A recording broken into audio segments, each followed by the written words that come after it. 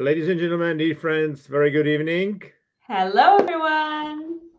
We have an interesting theme today on fix and growth mindset. So we are broadcasting as always on YouTube and on LinkedIn. I just will check, on LinkedIn on my phone whether everything is working properly. If you can be so Great. kind and put in your, comments that you can hear us and see us, that would be very helpful.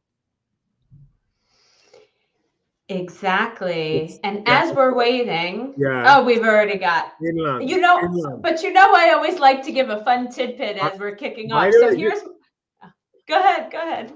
I was just reading, the first chapter from this great book, Blind Spot, and Finland is the best in, happiness in thriving population. Way Antonin to is go, there, Finland. So if you can, guys, it looks like we are both connected to LinkedIn and YouTube. And YouTube. Absolutely. So just a We second. are good to go. Well, what I was going to share is my fun new thing for the week is that I bought one of these little bicycles that you have under your desk. So while I'm writing emails, I'm cycling under the desk. You While get I'm it. talking to you right now, I'm cycling under the desk.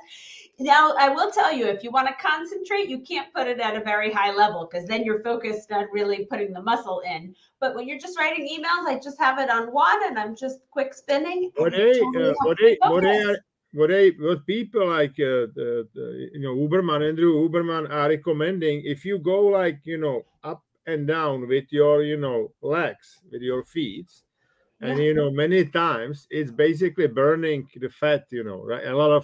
It's burning a lot of Exactly. energy, Exactly. And also, like I said, it keeps me concentrated. It's a little bit like walking because if Okay, it's at a very easy pace, it just keeps your body enough busy to keep your mind in flow. So right, that's already my big tip for everyone here today. okay. Nothing to do with growth mindset, but I'm always trying new things and I'll always share my experiments. Here is Peter saying that video is frozen. It's probably the issue with your broadband or whatever, because everything works, properly. On the I'm running it, on my phone. So, Good. okay, And Ivana says it's working. perfect. So Okay, I say we yeah, jump go ahead. right on in. You Okay, ready to so get started? kick it off. Yeah, absolutely.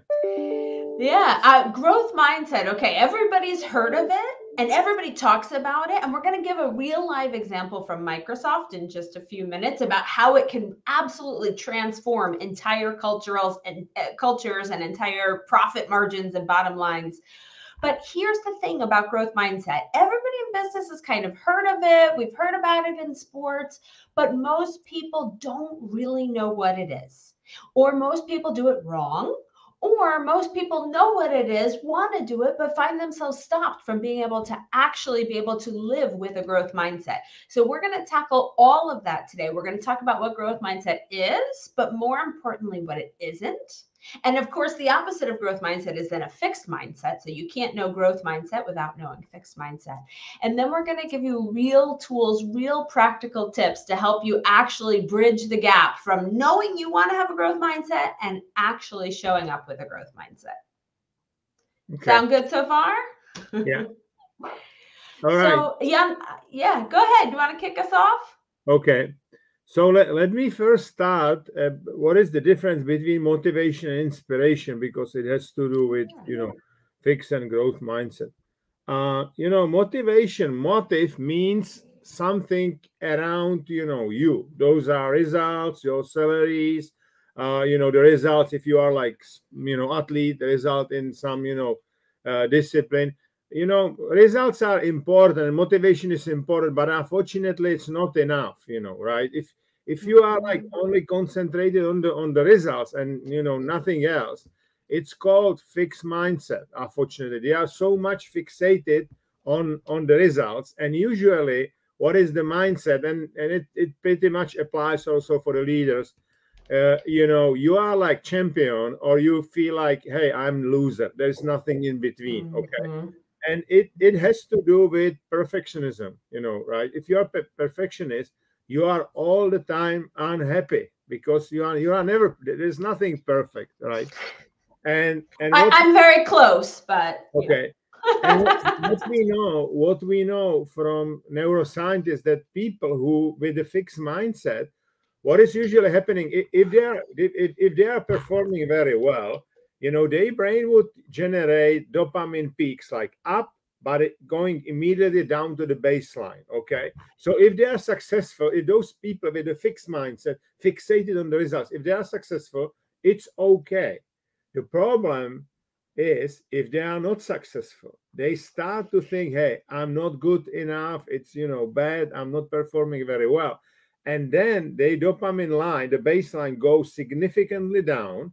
And that's why very often they are like giving up, or they have this victim attitude, why me, and stuff like that, right? So this is, and there are unfortunately many organizations with fixed mindset, where fixed mindset is expressed not necessarily like in perfectionism, but like fighting each other, a lot of internal competition, right? Lisa mentioned, Satya Nadella. I think he did a good job in Microsoft, because great not job. like all groups were fighting with each other, but Microsoft was so highly competitive environment that some groups, not all groups, but some group would really compete with each other. There's enough competition on the market. Why would you compete with your own, employees, right? But it is like that. So that's kind of the fixed mindset, and that's not good, obviously. Then the growth mindset, it's not about perfectionism, but it's about excellence. It's about being better company, or being better, human being every day. Like, Kaizen in Japan, right? Like improving step by step. And it's about inspiration, because if you are inspired, motivation is, around you. Motivation is good, but it's necessary but not sufficient.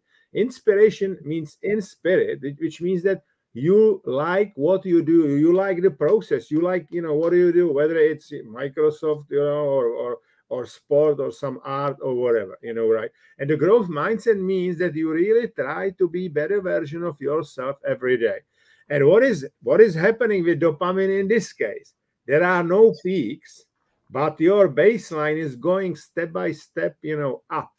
And this is why you have like dopamine is reward hormone, but it's also motivation hormone.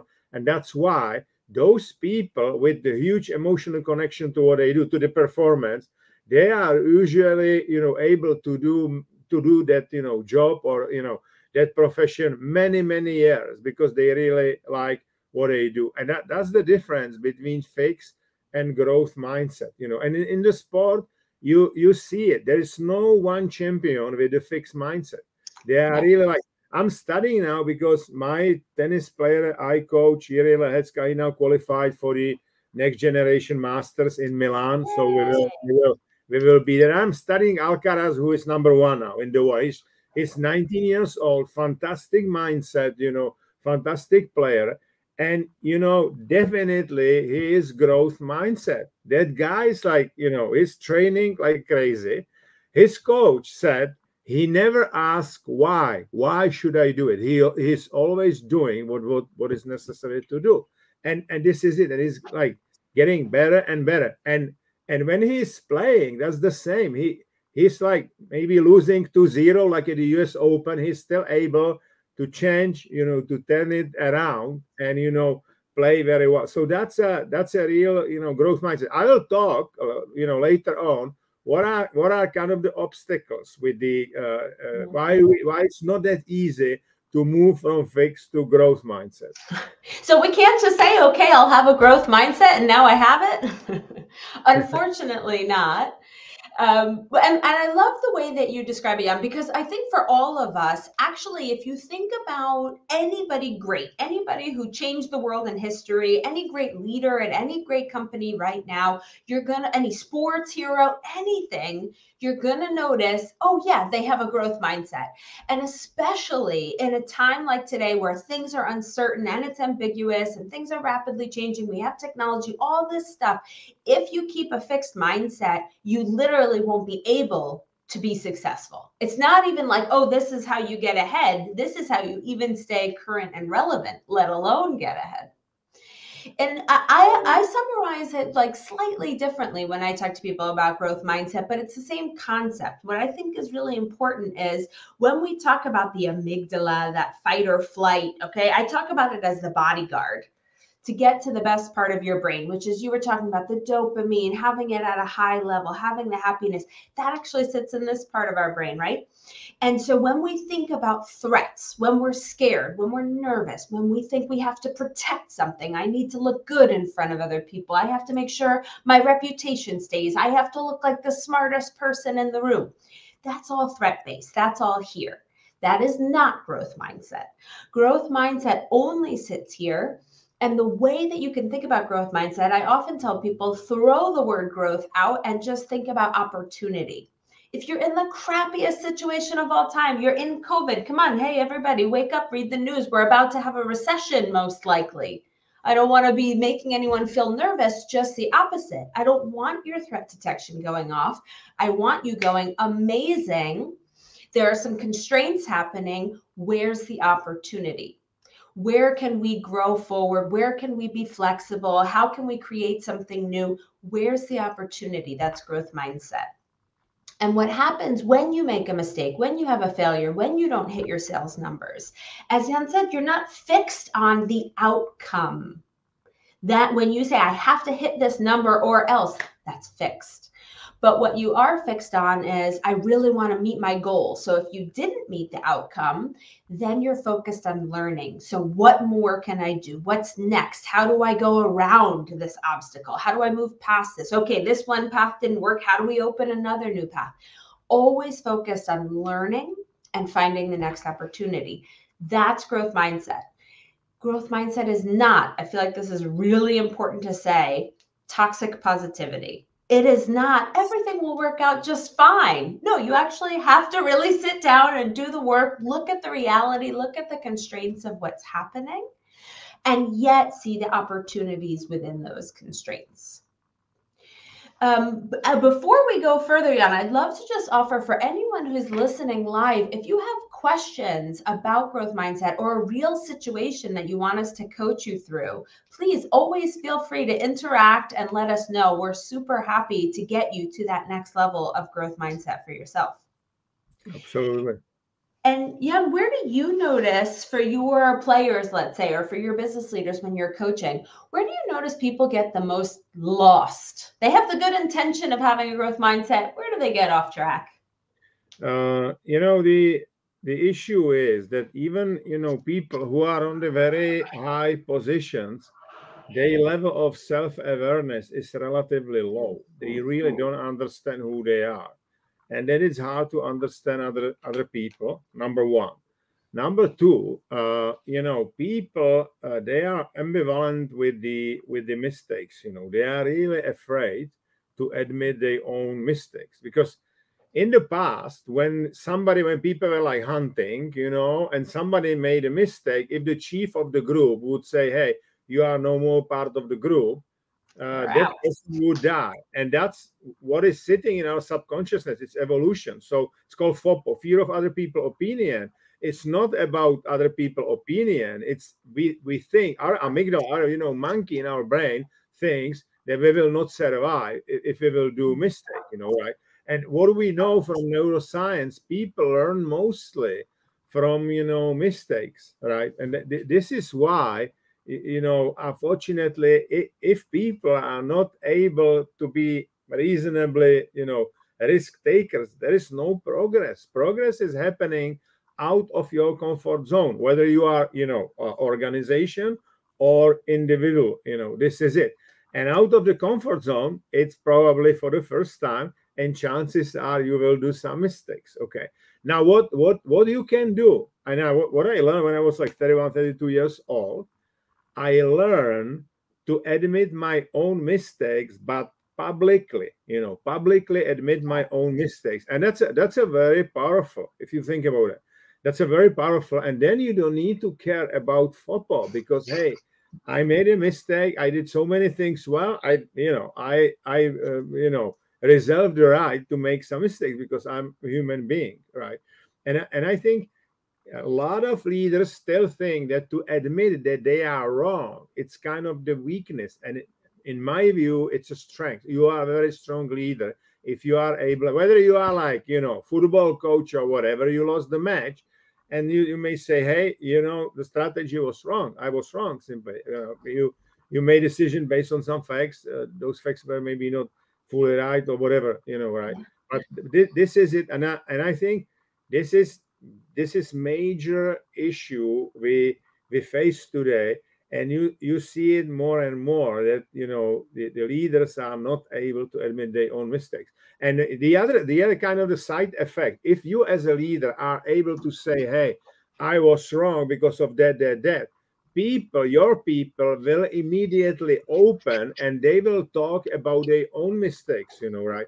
And this is the way how you create learning environment, because there's no learning if the mistake is forbidden. That's the fixed mindset, right? If the mistake is forbidden, or you beat your numbers, or you do your numbers, or you are out of the company, that's a fixed mindset, right? I mean, this is really bad. You need, obviously, if it's good that if you deliver, right? But if you 1 year, if you will not be able to 1 year deliver, your numbers, you need to learn from that mistake, and move on, right? So some from Barbara, there is some question. How do you identify people with the real growth mindset during the job interview? That's a good one. Yeah, I mean, go ahead, and I will talk about what I did. Oh, actually, okay. I'll add one thing in here. When I'm doing interviews or helping people to interview, and you want to know what a real growth mindset is, ask them, first of all, ask for a specific example. Tell me about the last time that you made a big mistake. Exactly.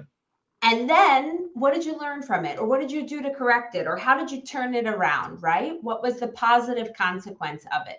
The big thing you're looking for with growth mindset is not, this is one of the things growth mindset is not just being open. Being open is good, but it's passive. I'm open, but I'm still waiting for you to do something. People with a growth mindset are proactive. I'm out there. I'm learning. If a mistake happens, I knew a startup who used to give a bottle of champagne to everybody who made a mistake because they were like, we want to celebrate mistakes. No, we don't want to celebrate mistakes. We want to celebrate learning.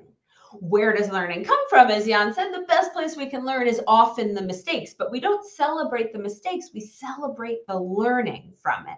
So I would just ask several questions to make sure that when failures are happening, how was it handled, and what were there learnings that were implemented from it?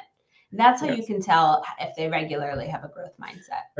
On my side, couple of things. I was always asking the questions to really figure out how that person thinks, whether it's really like, independent thinker, number one. Number two, as you said, Lisa, how that person was able to handle tough situations and what kind of, fuck ups they did. If that person would tell me, hey, I never made some fuck up or some mistake, that's not a good person for me. Sorry, that's for sure not, and then last but not least, if that person would have some broader interests, the kind of the curious person, curiosity is usually connected with the growth mindset. Curiosity is great for creativity, because if you want to be creative, you need to be curious. You need to ask a lot of questions, right? I mean, the first question all innovators are asking, can we do it differently? Or if you want to do, something differently on your company, can you do it differently? So curiosity is great for the creativity, but curious people, they handle also pressure better, because usually what the amygdala is doing, fight, flee, or freeze. So it's kind of the negative zoom in, and curious people go like that, ask more questions. They have a more, explanations for that, right? So so those are a couple of tips what you can do. Here is a Pedro, whether we check the wait, did you check the mindset research in the workplace? It can have a negative effect. If I understand it correctly, there is a lot of research around the topic from Stanford, particularly from Carol Dweck. She wrote a book, Mindset. So that's a one piece what we know. Lisa mentioned, Microsoft. There's a good showcase, and there's a book from Satya, Nadella, right? There is a just give me 1 sec. There is a book. If you really wanted to have a real data from the company last week. In fact, I met in London the former CEO of Gallup. Now he's a chairman, Jim, because he's 71. So he stepped down, and his son John, took over. So John is CEO, and Jim is chairman. And Jim wrote a book. It's a manager, and there is a lot of data around workplace and stuff like that. What I know from Jim, we spent like 1.5 hours last week in London. More and more it's clear that those organizations which are based on the talents of the people, on the strengths, with this, because that it is about like developing, be better version of yourself. Figure out what are your talents and work on that, and be better version of yourself. Those are the best organizations. So that's what I know from Gallup. The last but not least, there's a study from Shell. Shell asked big question around flow when the people perform at their best a couple of years ago, and they asked, what does it take to be among top 5 organizations in your specific field for 200 years? Okay. And they figure out that the only long-term competitive advantage, whatever is your organization, is ability to learn fast. And we are learning mostly, if we have a growth mindset, this is the way how we learn. Because as I said, we're learning, you learn both from the wins, but you learn even more from your, gaps, from your, if you are losing. Because what Mother Nature did for us, it's amazing. When you are making mistake, the peak of neuroadrenaline is generated in your brain, and it basically says, this is important. You need to remember that you should not do that mistake in the future anymore. That's why it's good, to kind of adjust and, admit your own mistake immediately and work on that, what you can do better next time. I mean, I created small tool, which is now heavily used worldwide. It's basically every evening, to develop your growth mindset. Remind yourself what was going well. Those are all, wins you did. Okay, remind. Second R stands for repair. Repair what was not going well. If you made some mistakes, what you need to do next time differently. Remind, repair, and imagine how you will do it in the future, how you will continue. What it does to your brain, it's again creating dopamine, and the dopamine is saying, hey, you win in some sense, you learn in the other sense, but you know how to do it for the future. So it's a reward, but you are motivated to continue, right? Because I mean, whatever like your life goals or your year goals or whatever, it's good to have a big goals, but also to have a process goals. And those are like every day, what every day you do. Like I every day try to kind of reflect again what was going well, what I learned, and how I will continue. And I add one more. If I met somebody very interesting from some field I didn't touch yet, or I watched something which was different from it's about developing curiosity, right? So this is it. And everybody, those are small things, everybody can work on that, but it works a wonder with your brain. Yes. And I want to add here, before Monica, we get to your question, I also have a nightly routine. First of all, for my daughters, I ask them, what's one thing you're grateful for today? But I also ask them, what's one thing you've learned today? So that they're constantly in the process of connecting dots, right? If you make it a habit, then your brain does it automatically. For me, I ask myself at night, what did you do your best to do one thing today that scares you? Because actually growth mindset is really about pushing past this fear part of your brain and going towards something a little bit out of your comfort zone. The beauty of getting comfortably outside of your comfort zone regularly is your comfort zone grows tremendously. And you start to trust yourself knowing, hey, I do this scary thing. I don't die. No mob comes stoning me. Nobody kicks me out of the clan, right? It's actually okay. And then it gives you a little bit of permission in your brain to go do a little more, to go do a little more, to go do a little more.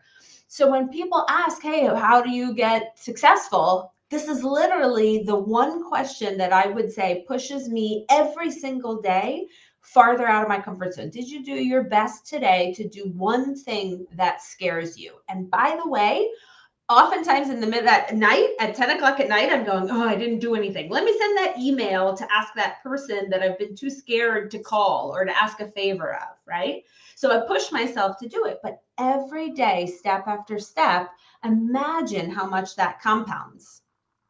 Okay. It's incredible. So let's go for another one. Monica, good evening. Jan and Lisa, how to inspire potential customers to a growth mindset, how to induce a paradigm shift in the thinking of potential customer. Yeah, this is interesting, question, right? I don't know, Monica, if you think they have a fixed mindset or whatever, or they have maybe a growth mindset, but you wanted to encourage them even more, right? So what works for sure, if those are your customers, is your own example, okay? Because what I always try, I'll play. Let's do now role playing. Let's take Jan 10 years ago when I was still big chairman of Microsoft Europe, like in front of the customer. Okay, what I was doing, I was very rarely like pushing Microsoft technology stuff like that. I wouldn't do it, right? I would start to do it after half an hour, but first of all, I would listen to the customers, what were the pain points, what they would like to do with the technology, and so on. Okay, then because I was very strong, especially with like the public sector, with kind of national competitiveness, I know about the subject, everything about all countries around the world, and so on. I was working a very long time with the World Economic Forum as an advisor there, and so on. So I would take basically, let's say I would sit in front of the Minister for Information Technology in country X, okay, and try to push him to this growth mindset, to think really out of the box, okay? So I would listen, like what are the pain points. Then I would take the study basically from World Economic Forum for that specific country and say, you are doing very well in like schooling, in healthcare, but in technology adoption, it's still not there comparing to the other countries. In a nice way, create a story, right? You are doing well here. It's basically the remind, repair, basically, right? It's a growth mindset. Yeah, what works for you works for others. Yeah, exactly. And I would say, this is where you are going well, and this is where you can learn from whatever, Finland, Sweden, because they were always good, right? So and that was it. And then obviously the other question was from the minister, can you help me? And then you can go and help them, and you really shift them from that like fix, hey, this is it. Like, okay, we are doing, there's some progress. It's about growth mindset, but there's still way to go. You need to compare them. And it's always good to compare the comparable countries. I made once mistake somewhere, with the big country. I compared them with Australia, and Australia is like 20 million. That country was like almost 200 million, and that's not necessarily right comparison, right? But yeah, this is it. This is what you can do. Like, what in a nutshell, what I did, you basically listen to the customer, then you what are the pain points, then you try to help them. Hey, this is where you are doing well, this is what your competitors or your friends or whoever are doing, where you can even improve. This is the growth mindset. And then obviously the question would be like, majority of the customers would say, can you help me, right? And then you can say, hey, I can, and have a discussion about technology or whatever is the subject of your business. Yes, Jan, you did two things there, which is so amazing. First of all, we've already talked about it. We're social animals, so you have to use this socialness to know how the brain works. So first of all, if you want to talk to them and help them to feel okay with admitting what's really wrong or what's not working, and you feel like they're holding back, you can normalize failure by talking about other companies who have admitted failures to you, or how you've had your own failures. Once it feels safe, again, I don't know if it's safe to admit my failures. Oh, actually, it's okay. This happens to a lot of people. This is normal. Then I can get here, right? And that connection. Remember, anytime someone's in a fixed mindset, they're afraid of something. So your number one job is just to figure out, what are they afraid of? They're afraid of making a wrong decision and losing a contract. They're afraid of trying something new when this old thing, I'll get fired if I try something new. I won't get fired if I stick with the old thing, even if it doesn't work, right? So you figure out where they're afraid and then help them to feel, hey, it's going to be okay. Hey, our solution is actually, you're not going to have that thing that you're afraid of happen. So if you take away their fear, then they're open to hearing about that opportunity. That's what Jan was explaining as well. Exactly. So we have another one from Youre. Here we go. Jan, Lisa, question: how do you motivate Gen Z employees to believe in self-development and really start taking it probably seriously? Yeah, I've got yesterday. I was in the one basketball club. There was like 25 coaches, and I've got the same, question. So, Lisa, if you can start, then I will. Yeah, well, first of all, I think it's a very funny question because almost inevitably, every leader says to me, "Oh, Gen Z's coming in and they're building their well-being boundaries, and they don't want to work. They care about themselves and how their career is going to go." So it's a very funny question because many Gen Z have come to feel it's normal to actually take care of their self-development. On the other side, when these people, are coming in straight out of university, you have to imagine our schools terrible at developing growth mindset. And I'll tell you exactly why. As Carol Dweck says, my daughter's in 3rd grade. She came home. She said, I don't like math. Okay, well, this is different from 2nd grade. What happened? Well, and turns out she got a good grade on her math test, but it was hard for her. So now she's nervous that she's struggling with math and she thinks, ooh, are they going to now think I'm not good at math anymore? So she's actually trying less hard in math because she got a good grade. What I told her is, I don't care anything about your grade. What I really care about is, are you learning? Are you working hard? Are you thinking through the process? I don't care if you get a 0 on your test, but if you're giving your best, if we're learning, if we're talking about it, if we're going to your teacher, that's what's important. But schools focus on the grades, not the process, not the learning. So people who are new out of school haven't yet had the time and ability to undo all the damage that school has done. So the best thing that you as a leader or as a manager can do is help to normalize. I know that that's how it was at school, and I know that results are important here at work, but we, just like Amazon, just like Microsoft, just like Tesla, we focus on the process and perfecting and excellence in process, and the outcome will inevitably come because the process is good. Same for self-development, same for self-reflection. And also, when in doubt, buy a t-shirt like Jan has and be more of who you are and just encourage that self-development there. Look, I tell you my experience with the young generation. I'm teaching kids from 7 years, on, basically 7 to 14, and then 14, and then adults, and people, top athletes, and executives, whatever. So it's a mix of the people, right? And one key, like, common denominator is that if you understand who you are, and that's why I said be more of who you are. If you understand who you are, then the chances are, because it's like I tell you, it's a little tricky. Follow my thoughts. If you understand who you are, chances are that you will very often use your talents, okay, in your job or whatever, in your sport, because you understand who you are. So you will apply to your talents to what you do. That means that you will be very often in flow. You will like it. You will like what you do. In the flow, first hormone which is released, it's endorphin. And endorphin is like, contagious, right? It's like, hey, I wanted to have I wanted to be more in the flow. And then we talk about, growth. This is the book from Jim Clifton. It's a manager. And there is one table. They studied like what those, young people really require from, potential boss or from potential workforce, for workplace. Okay.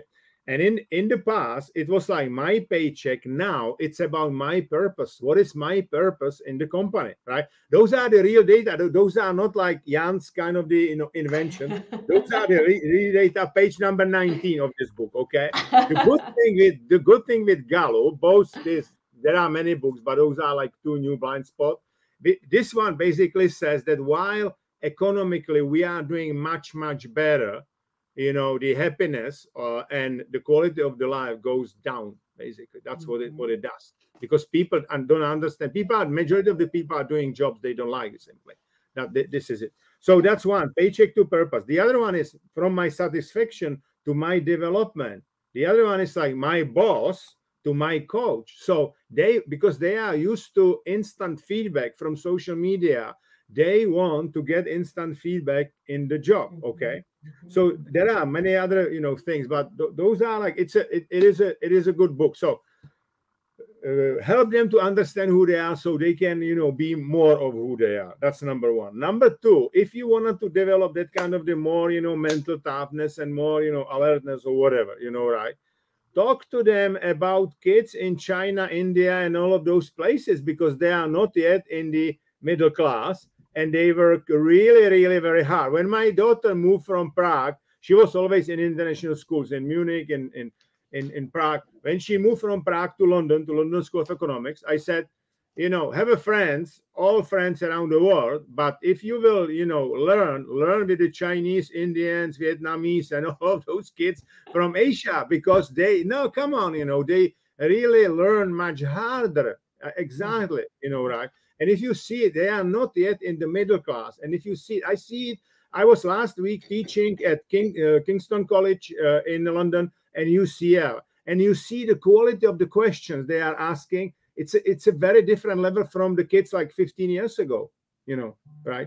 So those are like a couple of things how you can move them. There's a lot of people saying, hey, this generation, they wanted to have a lot of advantages, but they don't they don't want to work hard. I don't think so. I think it takes a little bit different leadership from those young people. But this is it. Yeah, but you can inspire them, and they will follow. Absolutely. Yeah. And Jan, I like to tell people, use storytelling whenever you're working with Gen Z or you're looking to motivate your team. It's really not a generational thing, but I love Brian Grazer. He's a producer in Hollywood. He's like one of the sort of prolific, if you've ever seen like Splash, he's done all these movies where it's something different than the normal Hollywood stuff. And that, people used to talk about him. They say that Brian Grazer, he comes and knocks on your door. And if you close the door on him, he walks around and he's standing at your window and he's knocking at your window, right? And then you open the window, you say no. And does he quit then? No, he walks around to the back door. And if you're at your back door, you say, no, I'm not going to do it. And then you know what he does? He gets a ladder, he's climbing up on the chimney, right? And then if that doesn't work, he's climbing into your basement, into your cellar. So just constantly use that example of, if you're blocked in one direction, just find another entryway, just find a new route, right? And keep people motivated by keeping them through storytelling, keeping them seeing, hey, okay, I know you tried the door, I know you tried the window, look, let's go for the back door option now. What's that going to look like, right? And keeping them with hope and keeping them here with seeing potential curiosity, potential questions, getting their development going, you'll see continuous motivation and continuous improvement. Yeah. There's a one additional, thing which I realized, especially like when I was coaching athletes, but more and more it's also in business. Okay.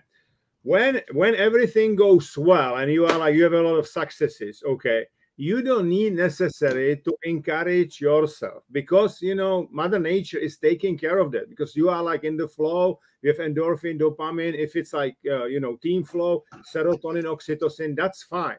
The paradox of encouraging is that you need to encouraging yourself if the things are not going very well. Okay. You have some score. It can be sports score. It can be like scorecard in your corporation. Scorecard or the score is one thing. but then you can mix your own mental scorecard, mental cocktail in your brain. Because brain basically works like a huge chemical machine. Okay, if you will still encourage, even though things are not going well, you will still encourage, yourself, hey, let's go, we will do it. And really, this is about definitely about growth mindset. Okay, encourage yourself. If the things are not going very well, you at some point there will be turn around, because the things, whatever is happening around you, it goes like, hey, something is happening, and then your mind is filtering and judging what's going on. Okay, Yeah. and you can, Lisa mentioned it, rightly.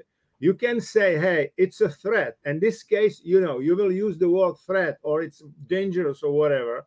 Cortisol is released, and your performance, whatever is your performance, it can be, you can play piano, whatever, it will go down, because your reaction will be, hey, something wrong is happening, and then that behavior will be reinforced. If you will say it's not easy, it's challenging, it's a challenge, testosterone created, and then you react in a very different way, and again it will be reinforced.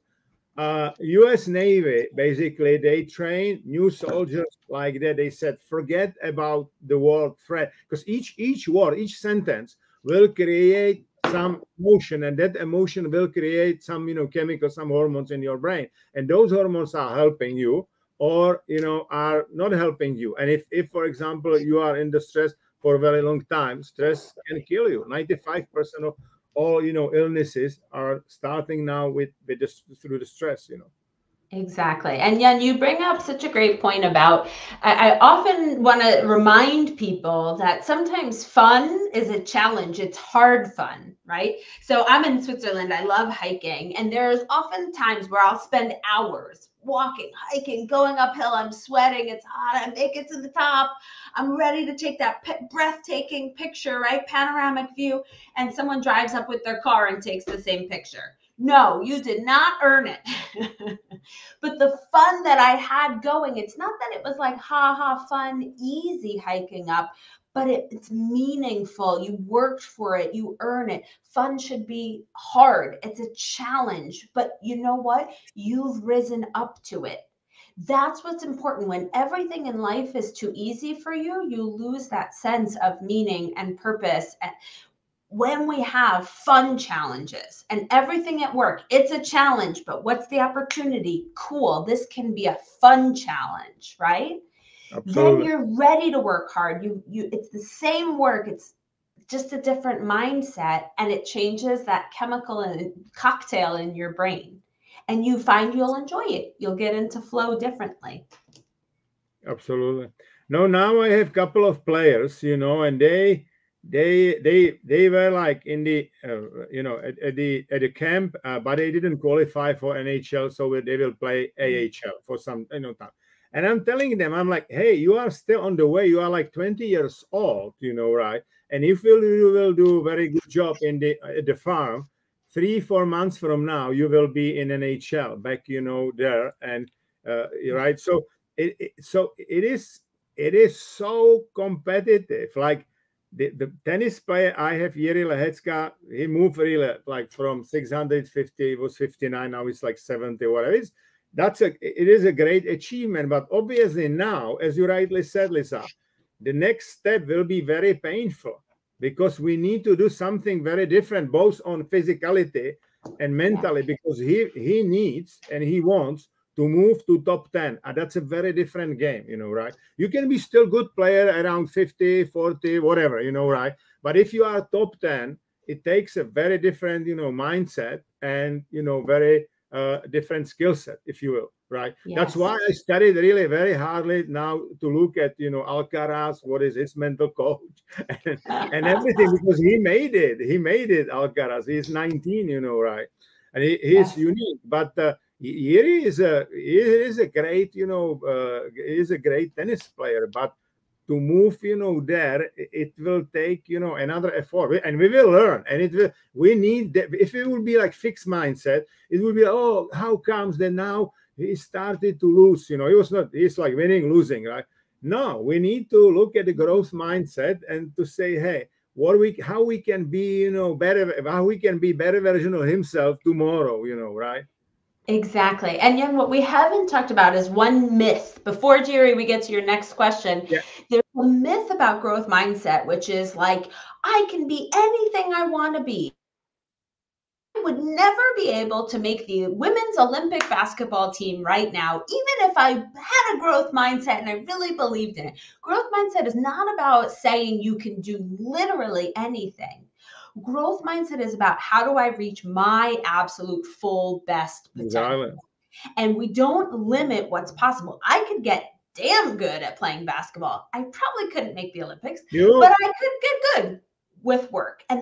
But that's important to say. What growth mindset is about, I can change, I can improve, I can keep moving forward. I can reach my potential.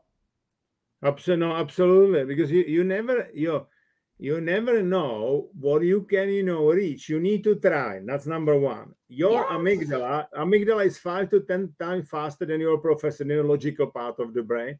Your amygdala is, lowering your expectation, because your amygdala wants you to survive, not to succeed. You can achieve much more than you think. This is it. Everybody on this call can achieve much more than you think. That's why you need to try, and you need to attack your comfort zone. Right? When I start, look, when I left Microsoft and I started to do, a lot of people said you cannot be like mental coach for top athletes. Now nobody's asking anymore. Right?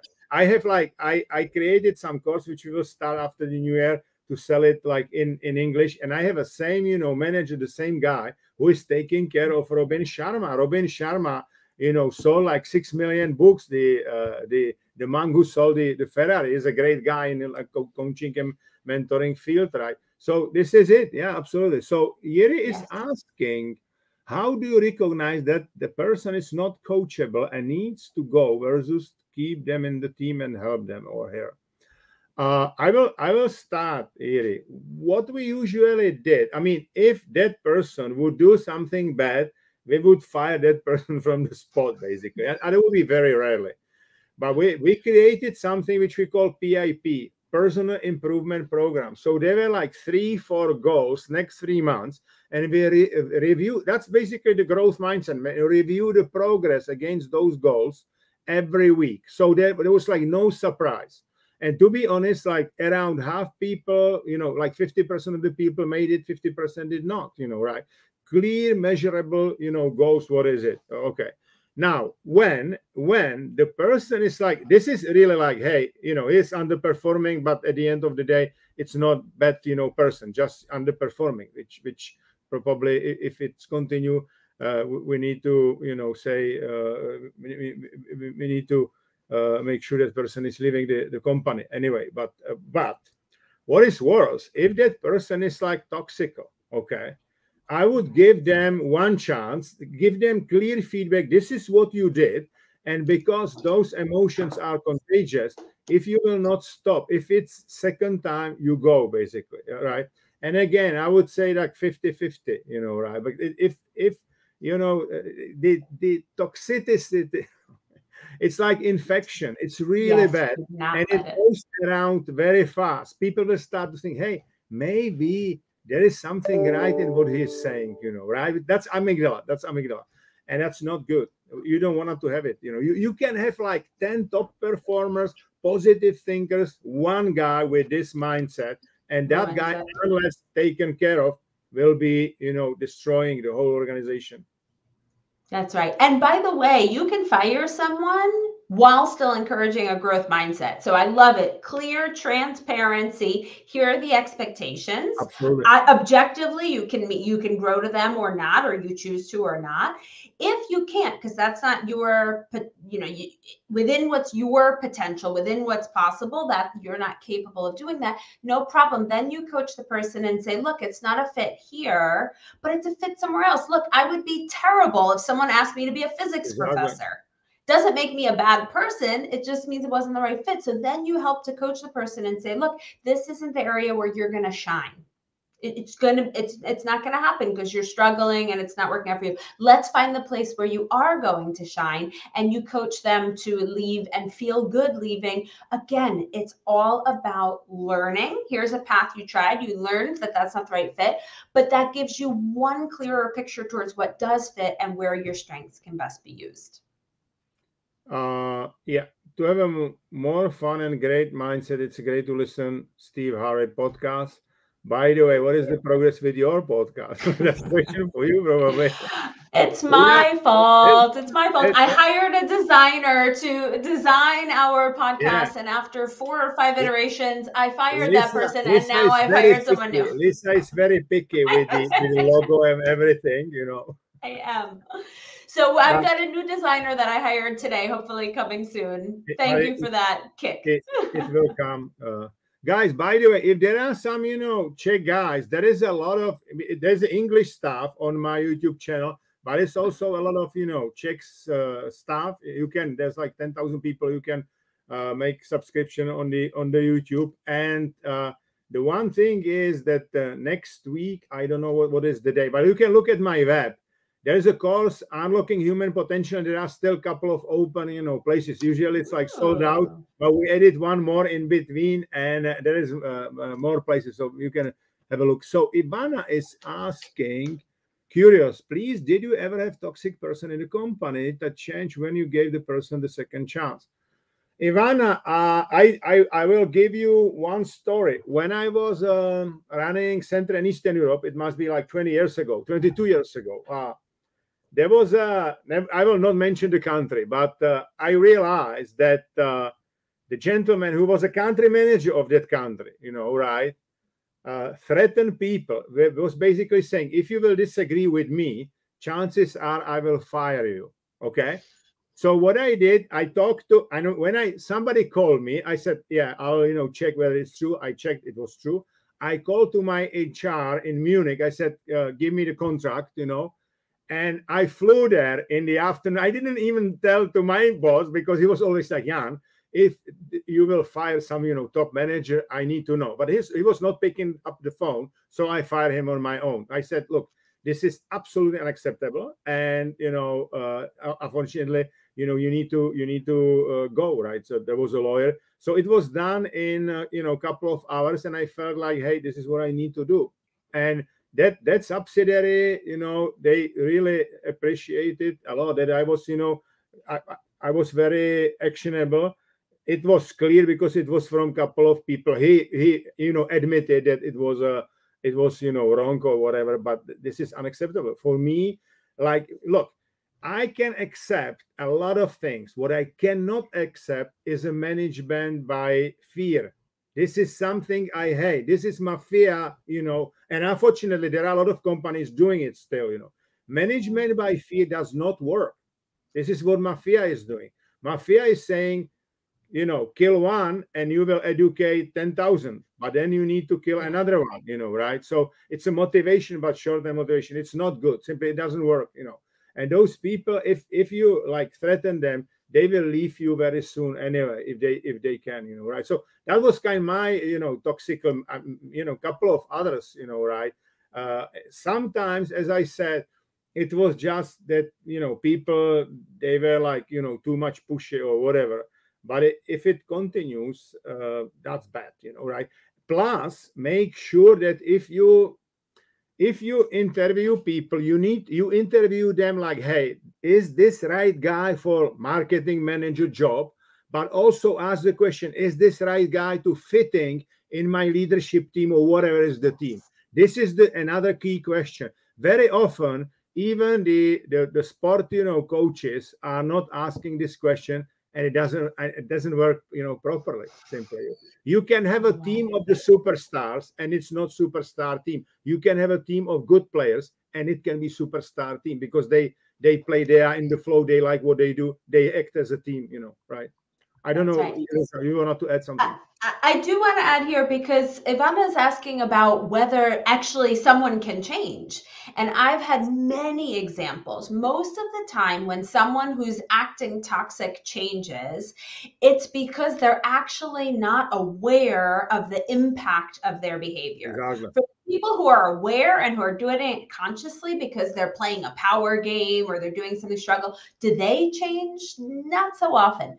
But there are many people who just really have no idea that when they're saying this or when they're doing this, it has this impact. So I give you an example. I was coaching a leader who is French. And for the French, they learn in school how to debate, how to argue. And it's fun and it's exhilarating. It's exciting. That's normal. But for other cultures, it's very aggressive and it's fighting. And it's always the person who's saying no and pushing back and struggled to make relationships.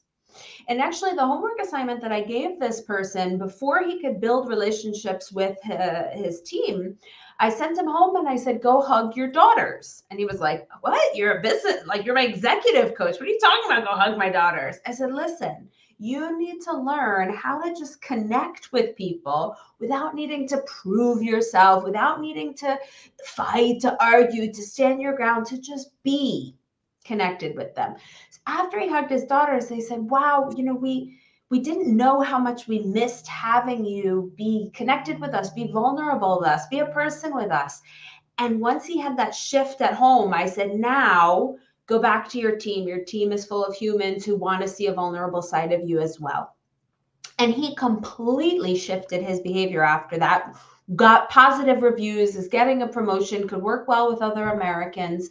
But it was because it was a blind spot for him, not because he was purposely being toxic. So once you bring the awareness, yes, many people can and will change.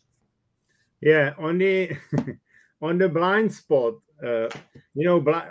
people are very often asking me why we have a blind spot. Okay, blind spot is usually something you are not aware of and everybody else is aware of. You have it or you don't have it. Okay, but give you one example. Very often, what is happening on my seminars, if somebody is getting like first talent empathical, okay, oh, this is the dominating talent, and I really don't feel it. I'm empathical. Usually, it's the fact is that sometimes they are living with very empathical person, and that's why they feel like I'm not that empathical. You know what I mean, right? Depends to whom you're compare. Okay, right. So Edward Barsa from Switzerland, the runner Kipchoge. That's in life. The idea is to be happy. So I believe in calm, simple, low profile life. You live simple, you train and live an honest life, then you are free. And I think the point is live simple, keep things simple and focus on you. Absolutely. I think our brain is, overstimulated today. And that's the problem by all of those devices and everything. Because I mean, if you go, I recommend you guys. What I did today, I was like doing Nordic walking. I was in the forest for like 2 hours. And if you go there and just watch what Mother Nature is doing with the water, with the trees, and so on.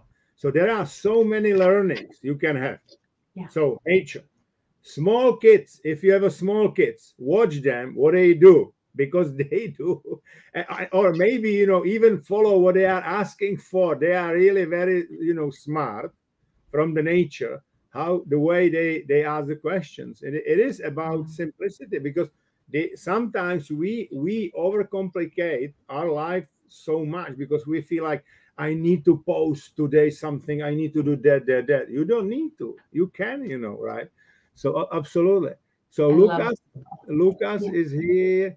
Jan, I like what you said somewhere. Keep on developing and leveraging your strengths. How do you work with the person in a team that wants to develop in something completely new where he is not necessarily strong today?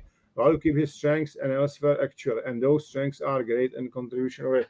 Okay, I tell you what, you can work because the things are following. Okay, strengths is basically talent is what you were born with. Those are like your genes. If the talent is developed, it becoming strengths. Okay, it's captured in your brain like neuroplasticity, like a new synaptical connections, right? But in order to keep your strengths, you need to repeat strengths equals talent multiplied by effort. So you need to train your talent. You can still work on the other strengths or even on the weaknesses, but it should not be like, hey, I work all the time now. I know everything here, and that's why I'm moving, to develop my weaknesses. That's not gonna to work. You will not lose your talent, but you will lose your strength. You will not be that strong. If suddenly, for example, if they are putting you in some strategic projects where you can use all like strategic, brain, and suddenly they will, move you, and it will be all based on some, production. Everything will be like repeatable, whatever. You will not lose that talent, but you will lose that skill, that strength. So it's good to develop, strengths. You can still, work on the other strengths which are not developed yet, or on the weaknesses. But the truth is, if you do in your job only, if you are making your living through your weaknesses, you will not be happy, simply, right? Because it's not you. It is not you, simply. This is not you. This is it. You cannot change people, because this is about genes. Okay, be more of who you are. This is about genes, right? Because you cannot be anybody else. All other roles are taken, right? So you need to play. Give you one example. Very often my tennis players are saying, I'm not playing today on my 100%. Very rarely I would, work or like my top, 100%. You need to win with 80%. If you will go like, oh, I don't have my, 100%, it's only 80%. Very soon you will play on 50%, because your amygdala will go, and you will be like, oh, it's not going well, very well today, and you will go like the victim, and you will lose, simply. You need to win with the cards you have, simply, like every day. It's also a growth mindset. I mean, look, self-confidence is not about winning all the time. Self-confidence is about, having best performance, optimal performance today in this particular moment. Okay, about optimal, and maybe you still lose. Hopefully you will win. Right? Maybe you will still lose, but this is about self-confidence. That's about growth mindset. Yeah, and I think we need to continue this topic next time, because there's still so much more to be explored. And Lucas, the only thing that I want to add here to what Jan has said is, I would look at the person's reason for wanting to develop. If it's, I think I'm weak here and I want to develop, fine, let them to their level of comfort, but not more. If they're just genuinely curious and they really want to, then I would be transparent. Here's where you add the most value to the team. And we want to encourage you to follow your natural curiosities, because allowing people to follow curiosity will allow them to be interested, to have new viewpoints, to be more creative. So you can support them in following that curiosity. Again, with the transparency of saying, hey, this is where we, get the most value from the team. If you want to do it, here's the, rough percent of time, or let's make sure we don't lose this as we do that. And we encourage you to move forward with that. Perfect. Okay. Good. So, with that said, next time we'll do part 2, how to move, more tips for how to move growth mindset to fixed mindset. Keep the conversation going. Okay. Ladies and gentlemen, be more of who you are, and good night, everybody. Good night. Bye-bye. Take care. Bye.